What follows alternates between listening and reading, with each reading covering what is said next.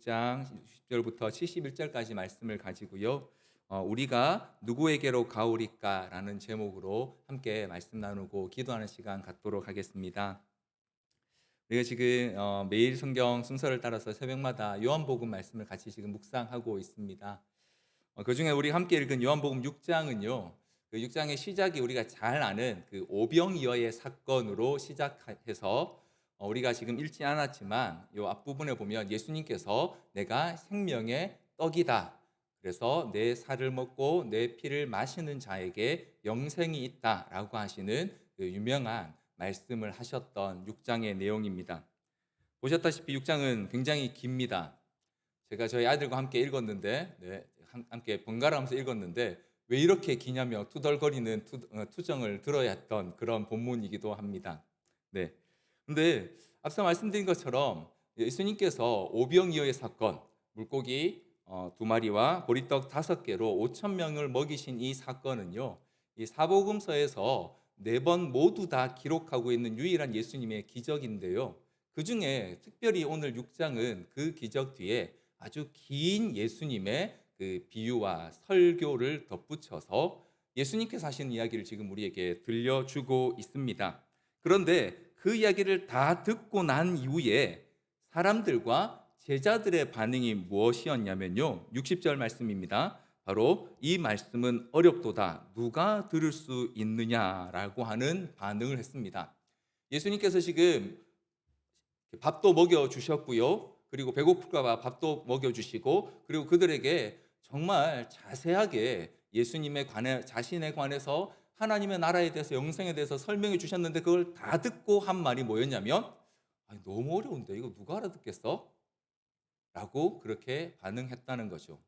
네, 별로 이렇게 감흥이 없으신데요. 네.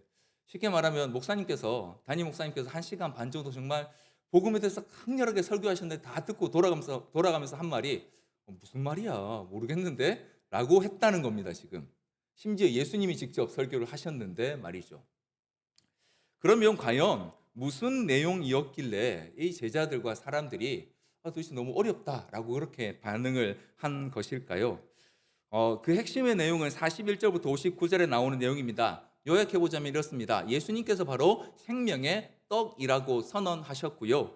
그러면서 뭐라고 말씀하셨냐면 내 살은 참된 양식이고 내 피는 참된 음료다. 그래서 내 살과 피를 먹는 자만이 아버지께로 올 수가 있다라고 하는 내용을 말씀하신 바로 그 내용을 두고 이제 이 제자들과 사람들이 어렵다라고 반응을 했습니다. 내용 자체가 어렵다기보다요, 그 말씀을 받아들이기가 어려웠다라고 보는 것이 좀 더 정확할 것입니다.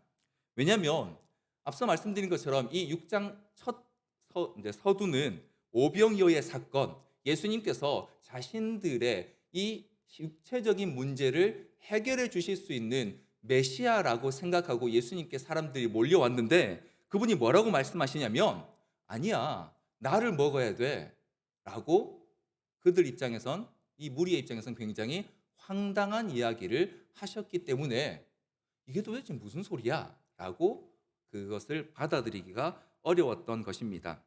그리고 좀 더 깊이 들어가 보면 진짜 그 무리가 갖고 있었던 문제, 즉 예수님께서 지금 말씀하시는 이 영적인 것, 영적인 생명에 대한 문제에 지금 이 자리에 몰려온 그 사람들이 아무런 관심이 없기 때문에 예수님께서 하시는 이 말씀이 자신의 살과 피를 받아 먹어야 한다는 그 말씀이 그들에게는 너무 어렵고 받아들이기 어려운 내용이었던 것입니다.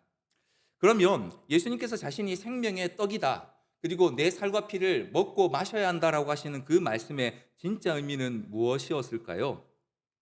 우리말 이 속담에요, 이것과 아주 비슷한 표현이 있습니다. 가끔 우리는 그런 이야기를 하죠. 누군가가 해주는 이야기가 정말 저에게 피가 되고 살이 되는 말씀입니다. 혹은 내가 굉장히 어려운 경험을 했는데 그게 다 피가 되고 살이 돼서 내가 다른 일들을 하는데 도움이 됐습니다. 그때 피가 되고 살이 됐다는 건 실제로 그걸 먹거나 해서 한 게 아니라 누군가가 해준 이야기를 들었을 때 그게 자기의 그 지식으로 혹은 경험으로 자기의 삶에 굉장히 중요한 역할을 했다라는 것이죠. 마찬가지입니다. 지금 예수님께서 내 살을 먹고 내 피를 마시라고 하시는 이 말씀은 다른 말로 하면 예수님을 믿음으로 받아들이고 바로 그 말씀과 같이 행하라고 그렇게 말씀하시는 것이죠. 예수님께서 뭐라고 말씀하셨습니까? 내가 바로 하늘로부터 오는 양식이다라고 말씀하셨고 나로 말미암지 않고는 아버지께로 올 수 있는 자가 없다라고 하신 바로 그 말씀을 믿음으로 받아들이고 너희들이 찾는 그 정치적인 메시아, 너희들의 경제적인 문제를 해결해 줄 그 메시아를 기대하지 말고 바로 너희 앞에 서 있는 이 예수님을 믿음으로 받아들여서 하나님의 일을 이루어라 라고 그렇게 말씀하신 것입니다. 특별히 모든 인류를 위한 유월절 어린 양으로 오셔서 친히 자기의 몸을 찢어 사람들의 죄의 문제를 해결하시기 위해 오신 이 예수님께 내 살을 받아 먹고 내 피를 마셔라 라고 하는 이 비유는 사실 굉장히 적절한 비유라고 할 수 있습니다. 그리고 바로 그런 사람, 예수 그리스도를 믿음으로 받아들이고 그분의 살과 피를 받아먹는 그 사람이야말로 바로 하나님 나라에 속한 사람, 영생을 이 땅에서도 누리고 살아갈 수 있는 존재가 된다라고 말씀해 주신 것입니다. 이처럼 지금 예수님께서는요, 사실은 그 유대인들에게 이미 구약 시대로부터 오랜 시간 동안 예언하셨고 또 약속해 주셨던 바로 그 일을 언급하신 것임에도 불구하고 그때 당시에 유대인들이 기대했던 메시아, 자신들의 정치적 상황을 해결해 주고 그 모든 원수의 억압으로부터 벗어나게 할 뿐만 아니라 그 원수에게 보복할 그 강한 정치적 지도자를 기다렸던 유대인들에게 이 예수님의 메시지는 조금도 감동스럽지 않았던 것입니다. 그래서 그들에게 예수님의 말이 너무 어려웠던 것입니다. 사랑하는 성도 여러분, 오늘 저와 여러분은 예수님의 말씀으로부터 예수님에 대한 이 성경의 말씀을 통해서 우리는 무엇을 듣고 무엇을 기대하고 있습니까? 오늘 예수님께서 내가 생명의 양식이다라고 하시는 그 말씀 앞에 우리의 기대는 과연 무엇인가요? 우리는 과연 그 예수님의 말씀을 어떻게 받아들이고 또 그 예수님의 말씀을 따르는 사람으로 살기 위해 무엇을 해야 할지 저는 오늘 이 예수님이 제자들과 하시는 대화를 통해서 한번 생각해 보기를 원합니다. 먼저 오늘 예수님께서 60절부터 71절까지 이 제자들에게 하시는 말씀 안에서 우리는 한 가지 사실을 확인할 수 있습니다. 생명의 떡이신 예수님을 받아들이는 것, 즉 그 예수님을 믿는 일에는요, 그냥 되지 않고 치러야 할 대가가 있다라는 것입니다. 첫 번째는요, 걸림돌을 넘어서는 대가를 치러야 합니다. 61절 말씀인데요, 우리 같이 한번 더 읽어보도록 하겠습니다. 61절 같이 한번 읽어보겠습니다. 시작. 예수께서 스스로 제자들이 이 말씀에 대하여 수군거리는 줄 아시고 이르시되 이 말이 너희에게 걸림이 되느냐. 앞서 말씀드린 것처럼 사람들도 이 말씀이 어렵다고 했고요, 제자들조차도 자기들끼리 모여서 도대체 이게 무슨 말이지? 라고 하며 수군거리는 것을 예수님께서 아셨습니다. 그런 예수님께서 뭐라고 하셨냐면 이 말이 너희에게 걸림이 되느냐라고 이렇게 말씀하셨습니다. 우리는 이제 우리말 표현으로 이렇게 읽으면 제자들 마음이 이게 좀 잘 받아들이지 않아서 좀 불편했나 보다 이렇게 생각할 수 있는데요, 여기서 이 걸림이 되다라는 단어는요, 사실은 그것보다 조금 더 강력한 표현입니다. 같은 표현을 마태복음 18장에서는 어떻게 썼냐면요, 만일 내 눈이 너를 범죄하게 하거든 떼어내버리라 라고 할 때 그 범죄하게 하다라는 단어가 바로 이 걸림이 되다와 같은 단어입니다. 다시 말하면 단순히 그냥 이렇게 그냥 마음에 좀 불편하다 이런 뜻이 아니고요, 그것 때문에 그 상대방을 배척하게 되다 혹은 범죄하게 되다라고 하는 뜻을 가지고 있는 말씀을 지금 제자들에게 하신 거죠. 제자들의 상태가 지금 그 말씀이 단지 무슨 뜻이야 잘 모르겠는데 왜 저런 얘기 하시지 불편한 게 아니라 지금 그 안에 있는 많은 사람들이 예수님이 하셨던 내가 바로 생명의 떡이고 하늘로부터는 양식이다라고 하는 그 진리의 선포 때문에요. 예수님께 환호하며 왔던 그 사람들의 마음이 반대로 이제 오히려 더 큰 미움으로 변하게 된 상황을 보여주시는 것입니다. 단순히 예수님이 하신 말씀 때문에 무슨 말인지 잘 모르겠지만 어쨌든 뭐 좋은 분이니까 좋은 말씀 하셨겠지 이런 차원이 아니라요. 예수님이 자신들의 기대를 채워줄 마음이 없으시다라는 것 때문에 그들은 오히려 예수님에 대해서 배척하는 마음, 그리고 이후에 나오겠지만 이때 떠나간 그 제자라고 불렸던 사람들은 이후에 예수님의 십자가 앞에서 예수님을 조롱하고 빌라도 호청에서 예수님을 못 박으라고 외치는 무리로 변하게 되는 것입니다.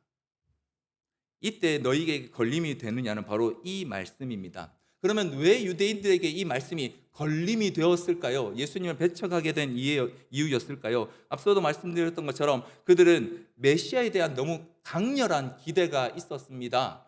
오랜 시간 외세의 침입과 그리고 나라를 잃어버린 그 아픔 때문에 정치적인 해방뿐만 아니라 그들의 상황을 완전히 역전시켜줄 되갚아 주실 보복하실 하나님의 사자를 기다렸는데, 그리고 이제 우리도 한번 좀 잘 살아봐야 하는데, 그런데 예수님이 오셔서 그런 건 하나님 아버지의 일이 아니라고 지금 말씀하시는 거거든요. 그리고 오히려 너희도 나와 같이 되는 것, 나를 믿고 내 삶을 받아들여서 나와 같이 살아가는 그것이 바로 아버지의 뜻이다라고 그렇게 말씀하시니까 오늘 우리가 함께 읽지 않았지만 42절에 보니까요, 유대인들이 이렇게 반응했습니다. 이는 요셉의 아들 예수가 아니냐? 그 부모를 우리가 아는데 지가 뭐라고 나처럼 되라고 하는 거지? 라고 반응할 수밖에 없었던 것이죠. 물론 예수님이 당시에 30세 때부터 공생의 활동을 하셨는데 당시 상황으로 봐서는 결코 작은 나이는 아니셨습니다. 하지만 예수님께 다른 사람들에게 나를 본받으라, 나와 같이 되라, 나의 삶을 너희도 살아가라 라고 말씀하실 만큼 특별한 무슨 어떤 공적이 있거나 도드라지는 분은 아니셨기 때문에 그들에게 이 예수님의 말씀은 굉장히 큰 도전이고 그들이 갖고 있던 기대를 짓뭉개버리는 그런 미움의 이유가 될 수밖에 없었던 것입니다. 여러분 한번 보십시오. 지금 예수님께서는 제자들과 사람들의 마음에 이와 같은 걸림이 있다는 사실을 분명히 알고 계셨습니다. 하지만 예수님께서는 그래, 내가 이렇게 말해서 굉장히 좀 마음이 불편하구나, 혹은 내가 이렇게 얘기해서 네가 좀 지금 굉장히 이해가 잘 안 되지 라고 하면서 그들의 마음을 어루만져 주시거나 혹은 그들 마음에 있는 그 걸림돌을 제거해 주시기 위해 설명하지 않으셨습니다. 오히려 그들에게 그 걸림돌을 딛고 넘어서서 예수님의 그 요청, 부르심에 순종으로 답하며 나오기를 요구하고 계시는 것입니다. 그래서 생명의 떡 되신 예수 그리스도를 믿기 위해서는요, 걸림돌을 넘어설 대가 지불을 각오해야 합니다. 내 마음에 걸리는 것이 어떤 것이든지 간에 예수께서 우리에게 말씀하시는 그것들에게 그 일을 향해 나아가는데 걸리는 것이 있다면, 심지어 아니 어떻게 내가 이렇게 하고까지 예수님을 따르라고 하십니까? 라고 하는 그것이라 할지라도 우리는 그 걸림돌을 넘어서 예수께로 나아가야 한다는 것입니다.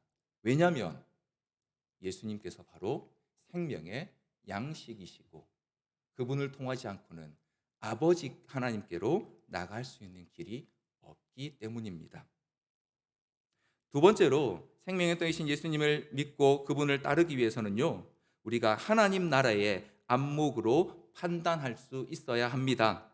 예수님께서는 영의 일이라고 말씀하셨는데 이걸 조금 더 구체적으로 저는 하나님 나라의 안목이라고 한번 표현해 봤습니다. 62절 말씀에 보시면요, 예수님이 이렇게 말씀하십니다. 제가 한번 읽어드리겠습니다. 그러면 너희는 인자가 이전에 있던 곳으로 올라가는 것을 본다면 어떻게 하겠느냐라고 말씀하셨습니다. 자, 인자가 이전 있던 곳으로 올라가는 것, 뭘 말씀하시는 걸까요? 네, 하늘로 다시 돌아가시는 것. 왜냐하면 본인이 하늘에서 왔다고 하셨으니까요. 그러면 당연히 승천하시는 것. 우리가 생각할 땐 굉장히 영광스러운 모습이죠. 그런데 우리는 알고 있습니다. 예수님께서 지금 하늘로 다시 돌아가시기 위해선 겪으셔야 될 과정이 있습니다. 뭡니까? 바로 십자가에서 못 박히시고 죽으셔서 장사되신 다음에 부활하셔야 올라가실 수 있습니다. 무슨 뜻입니까? 예수님께서 친히 말씀하셨던 내 살과 내 피를 받아 먹으라고 하셨던 그 일이 상징적으로서가 아니라 그분이 십자가에서 자기의 살과 살이 찢기시고 피가 쏟아지시는 일을 겪으셔야지만 올라가실 수 있다는 사실을 예수님은 알고 계셨던 것이죠. 그래서 그 과정을 너희가 직접 본다면 너희가 과연 어떻게 했느냐라고 물으시는 것입니다.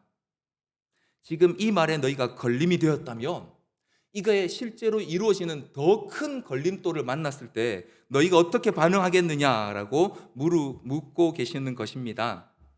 말씀이 말씀대로 성취되는 일을 위해 겪으셔야 할 일을 알고 계셨습니다. 하지만 그 과정에서 그 모든 일들을 육적으로 판단하지 말고 영적으로 판단해 보라라고 하신 말씀이 바로 63절 말씀입니다. 63절 말씀 우리 같이 한번 읽어보겠습니다. 우리 같이 한번 화면을 보시고 읽어보겠습니다. 시작.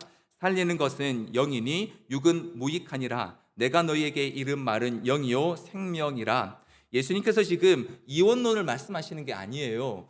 육은 필요 없고 영적인 것만 중요해. 그러니까 열심히 교회 나오고 예배 드리고 그냥 말씀 열심히 보고 하면 다 될 거야 라는 그 말씀을 하시는 게 아니고요.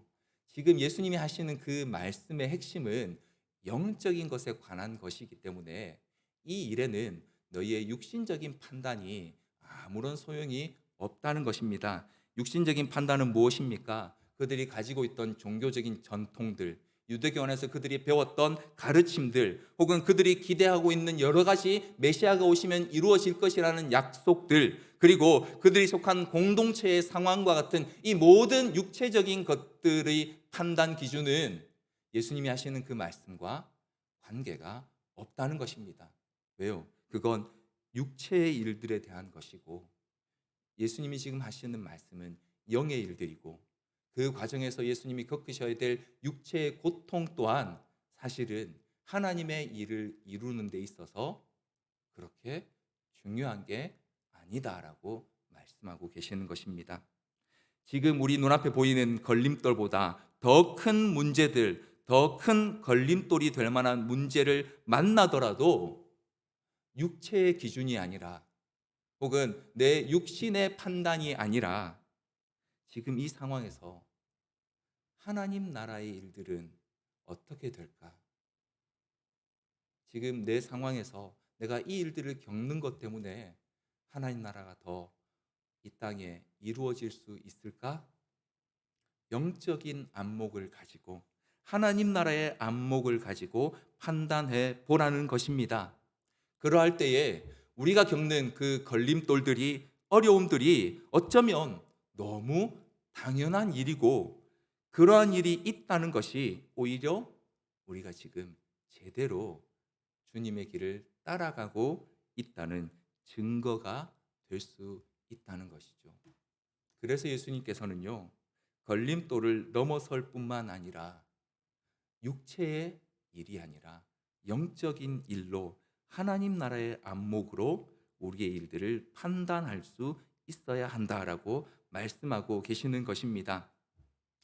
사랑하는 성도 여러분, 이 일은 주님께서 우리에게 주시는 너무도 거룩한 일입니다. 그런데 거룩한 일이면서 동시에 우리에게 굉장히 거북한 일일 수 있습니다. 다시 말씀드립니다. 거룩한 일이지만 거북한 일일 수 있다는 것이죠. 왜요? 세상의 기준과 세상이 우리에게 보여주는 것들과 내가 기대하는 것들 또 내 마음에 이루어졌으면 하는 것들과는요, 때로는 정반대의 길을 말씀하실 수 있기 때문에요. 거룩한 부담일지언정 거북한 일들이 될 수 있다는 것이죠. 도저히 불가능할 것 같고 그래서는 절대 안 되는 것 같다라고 생각하시는 분이라면 이 자리에 계시지 않겠죠. 그러나 적어도 주님의 부르심이 주께서 우리에게 말씀하시는 바에 대해서 진지하게 반응하는 우리에게는요, 그것이 때로 우리가 갖고 있는 육신의 습관, 우리의 삶의 방식들, 혹은 우리에게 너무 익숙한 것들 때문에 조금 거북한 부르심일 수 있다는 것입니다. 하지만 바로 그 거북함 때문에, 혹은 그 불편함 때문에 이 일을 육적으로 보지 말고 영적인 안목, 하나님 나라의 일에 있어서 이것이 어떤 의미가 있는지를 판단해 보라라고 그렇게 말씀하고 계시는 것입니다. 마지막 세 번째로 예수님께서는 생명의 떠이신 예수님을 믿고 그분을 따르기 위해서는요, 하나님 아버지의 선하심을 믿어야 한다라고 우리에게 보여주고 계십니다. 64절부터 65절의 말씀을 제가 한번 읽어 드리겠습니다. 그러나 너희 중에 믿지 않은 자들이 있느니라 하시니 이는 예수께서 믿지 아니하는 자들이 누구며 자기를 팔자가 누구인지 처음부터 아심이르라. 64절 말씀에 보니까요, 예수님께서 제자들 중에 믿음이 없는 자들을 아셨다라고 말합니다. 심지어 마지막에 자기를 팔 사람이 누구인지도 알고 계셨다라고 말씀하십니다. 예수님 하나님이셨으니까요, 당연히 알고 계셨습니다. 제자들의 마음이 어떤지도 알고 계셨습니다. 하지만 예수님께서는 그걸 아시면서도 끝까지 그들을 안타까워하며 사랑하셨습니다. 그리고 65절에 이렇게 말씀하셨습니다. 또 이르시되 그러므로 전에 너희에게 말하기를 내 아버지께서 오게 하여 주지 아니하시면 누구든지 내게 올 수 없다 하였노라 하시니라. 이 말씀은 사실 참 어려운 말씀이긴 합니다만, 아버지께서 내게 오게 하시는 자는 반드시 내게 오게 되어 있다라고 이렇게 이해를 하면 좋을 것 같습니다. 그런데 앞서 제자들이 믿음이 없고 심지어 그 중에 자기를 팔 자가 있다는 사실을 알고 계시는 예수님께서, 하지만 아버지께서 오게 하시면 내게 반드시 돌아오게 되어 있다라고 말씀하시는 것은요, 이 둘이 합쳐져서 결국 비록 그들이 지금 하나님의 길을 대적하는 곳으로 방향으로 향하고 있지만 예수님 끝까지 그들을 포기하지 않고 계신다는 것을 보여주고 있는 것입니다. 비록 자기가 선택한 12제자 중에 자신을 팔 사람이 있는 것도 알고 계시지만 예수님께서는 끝까지 그에게 기회를 주고 계시는 것이죠. 왜요? 아버지께서 오게 하시면 그도 돌아올 수 있을 것이라는 하나님 아버지의 선하심과 그 완전하심을 예수님께서는 신뢰하셨기 때문입니다. 그래서 끝까지 그에게 기회를 주고 싶으셨던 것입니다. 하나님을 부르시면은 분명 후회도 없고 부족함도 없습니다. 하지만 우리는 다 알지 못하기 때문에 하나님의 선하심을 믿고 그분이 우리를 끝까지 도우신다는 이 사실을 신뢰해야지만 예수님께서 말씀하시는 영의 일들을 우리가 끝까지 따를 수 있고요, 그분을 닮아가는 삶, 그분의 길을 따라가는 삶을 살 수 있다는 것입니다. 그리고 바로 이 사실에 대한 반응이 제자인가 아니면 그렇지 않고 그냥 예수님께 열광하는 팬이 되는가의 기준이 될 수 있습니다. 이어지는 66절과 69절은 바로 그 본문을 보여줍니다. 이후에 이 말씀 때문에 많은 제자들이 예수님을 떠났다라고 말합니다. 여기 분명히 뭐라고 표현하고 있습니까? 제자들이었다라고 말하고 있습니다. 그냥 어중이 떠중이 예수님이 빵 주시니까 떡 주시니까 따라왔던 사람이 아니고요, 본격적으로 한번 예수님을 따라 보겠노라고 그렇게 나선 사람들이었다는 것이죠. 그런데 그들 중에 많은 사람들이 떠나갔습니다. 왜요? 자신의 기대가 충족될 가능성이 보이지 않았기 때문입니다. 앞서 보였던 것처럼 걸림돌을 넘어설 마음의 소원도 없고 영적인 일로 이것들을 판단할 그런 마음도 없고 하나님의 선하심을 믿기보다 지금 자신에게 필요한 것들을 더 신뢰하기 때문에요, 그들은 예수님의 제자가 되기보다 예수님을 잠시 좋아했던 팬이 되기를 선택한 것입니다. 그래서 그들은 좋을 때는 엄청 환호했지만 이후에는 반대로 그 예수님을 가장 반대하고 예수님이 십자가에 못 박히기를 바라는 무리들로 변하게 된 것입니다. 그러나 이어지는 말씀에 보니까 12제자와 시몬 베드로는 이렇게 대답하고 있습니다. 68절 말씀, 69절 말씀 제가 한번 읽어드리겠습니다. 시몬 베드로가 대답하되 주여 영생의 말씀이 주께 있사오니 우리가 누구에게로 가오리이까? 우리가 주는 하나님의 거룩하신 자이신 줄을 믿고 알았사옵나이다. 이어지는 계속의 반응을 보면요, 지금 이 말을 한 시몬 베드로나 12제자도요 사실은 예수님의 이야기를 완벽하게 이해한 것 같지 않습니다. 왜냐하면 그 뒤에도 자꾸 엉뚱한 소리 자꾸 하고요, 그리고 자꾸 예수님 말씀하시면 잘 이해 못하고 예수님 그게 무슨 말이에요? 라고 묻고 있는 걸 봤을 때 지금 이 상황도 시몬 베드로는요 정확히 지금 자기가 하는 고백이 무엇인지 정확히 이해했다기보다 바로 65절에 나오는 아버지께서 내게 오게 하시는 자는 반드시 오게 된다라는 그 사실을 지금 베드로가 보여주는 것 같습니다. 무슨 뜻이냐면 하나님께서 그에게 주시는 그 마음의 이끌림을 베드로가 받아들인 것입니다. 영생의 말씀이 여기 있다라는 이 사실을 베드로가 어렴풋이 마음에 하나님께서 깨닫게 하시고 그것을 그가 받아들여서 고백하고 있는 것이죠. 하나님께서 그에게 주신 마음을 그가 받아들인 것입니다. 이런 12제자는요 이후에 예수님께서 마지막 만찬에서 그들에게 하시는 가장 강력한 도전을 받게 됩니다. 그 도전은 바로 마태복음 26장 26절 말씀에 나오는 내용인데요, 마태복음 26장 26절 우리 같이 한 목소리 한번 읽어보도록 하겠습니다. 같이 읽겠습니다. 시작. 그들이 먹을 때에 예수께서 떡을 가지사 축복하시고 떼어 제자들에게 주시며 이르시되 받아서 먹으라, 이것은 내 몸이니라 하시고, 예수님께서 조금 전에 6장에서 사람들에게 하셨던 그 말씀을 제자들에게 도전하고 계십니다. 받아 먹으라, 이것은 내 몸이라. 무슨 말씀이십니까? 이제 너도 나와 같이 되어 주겠니? 너도 나와 같은 모습으로 살아가겠느냐?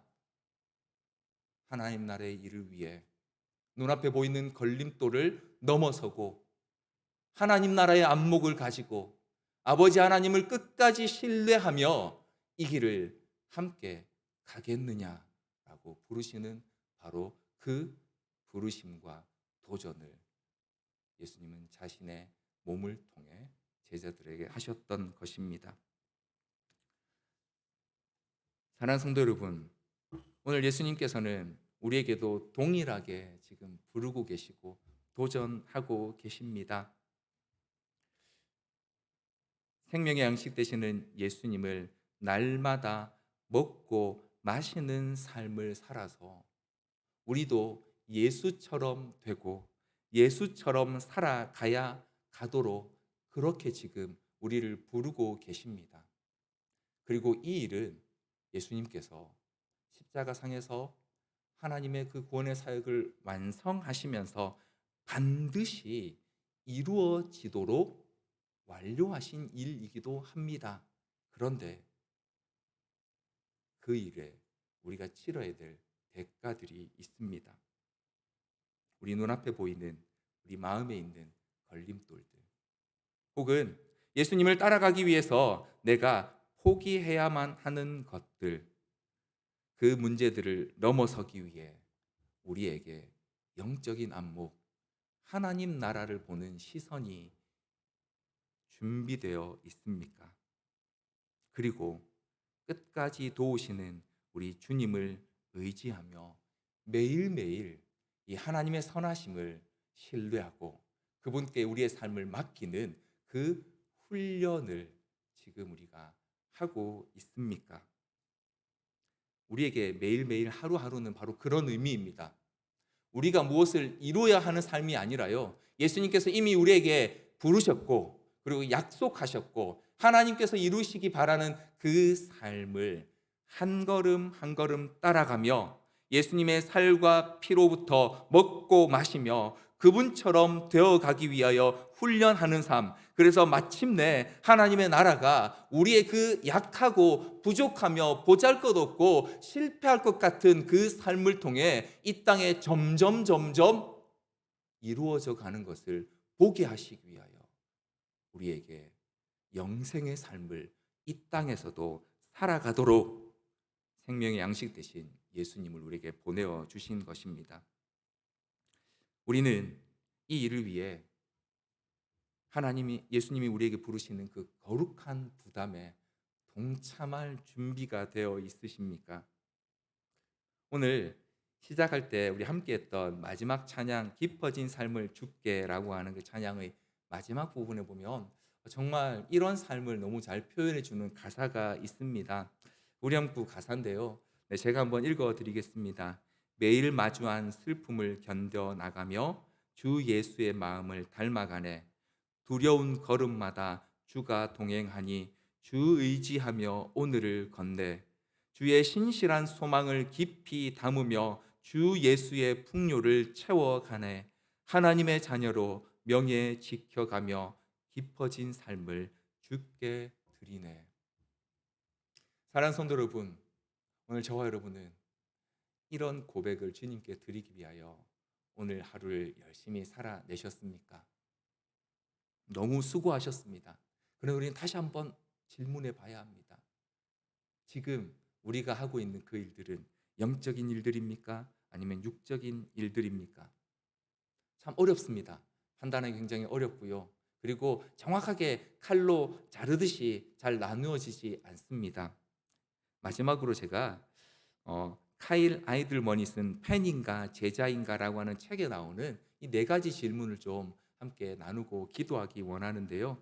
그 책에 보면 이 카일 아이들먼이라는 분이 예수님을 제자로서 따르는 자는요, 마치 여러 명의 애인 중에 한 명처럼 예수님을 대하지 않고 단 한 명의 여인처럼 대하는 사람이다라고 하는 아주 재밌는 표현을 하시는데요. 그러면 우리가 그런 사람인지, 소위 육적인 일을 추구하는 사람인지 영적인 일을 추구하는 제자인지를 볼 수 있는 네 가지 질문을 이렇게 구체적으로 던지고 있습니다. 한번 보여주시겠습니까? 네. 첫 번째는요, 무엇을 위해 돈을 쓰는가를 보면 알 수 있다고 합니다. 그분이 책에서 이렇게 얘기하세요. 계좌 입출금 내역은 그 사람이 팬인지 제자인지 가장 확실히 판단할 수 있는 근거 자료다. 두 번째로, 힘들 때는 어디에서 위로를 얻는가? 인생의 가장 괴로웠던 순간 저와 여러분은 누구에게 달려갔습니까? 바로 그 대상이 우리가 가장 사랑하는 대상이라는 것이죠. 그리고 세 번째로, 어느 때 가장 화가 나거나 짜증이 나는가? 본인은 잘 모를 수 있습니다. 그래서 이 책은 그렇게 말합니다. 가장 친한 친구나 가족에게 물어보라. 똑같은 의미에서 어느 때 가장 신이 나는가? 팬은요, 예수님을 마음이라는 공간을 나눠 쓰는 수많은 손님 중에 한 명으로 대하기 때문에요. 가장 화가 나거나 가장 신나는 일이 있을 때 예수님이 아니라 자기가 가장 좋아하는 대상, 그게 스포츠일 수도 있고 음악일 수도 있고 미술일 수도 있고 그 대상을 가장 좋아하거나 그 대상에게 가서 위로를 받는다는 것입니다. 어떻습니까? 오늘 우리는 예수님의 제자입니까? 예수님의 거룩한 부담을 여전히 함께 지기 원하는 제자입니까? 그래서 그 제자가 되는 삶에 기꺼이 대가를 지불할 준비가 되어 있습니까? 생명의 양식 대신 그 예수님을 믿고 따르는 일은 세상의 그 어떤 것보다 가장 가치 있는 일이 분명합니다. 그렇기 때문에 우리는 마땅히 우리가 가진 모든 것들을 팔아 그분을 사는 삶을 연습하고 또 그렇게 살아가야 할 것입니다. 그 예수님을 닮아가고 또 그 예수님께 더욱 깊어지는 삶을 누려가는 저와 여러분 되기를 주님의 이름으로 간절히 소원합니다. 우리 말씀을 같이 기억하면서 함께 한번 찬양하고 기도하기 원하는데요. 예수 닮기를이라는 찬양을 같이 한번 좀 하기 원합니다.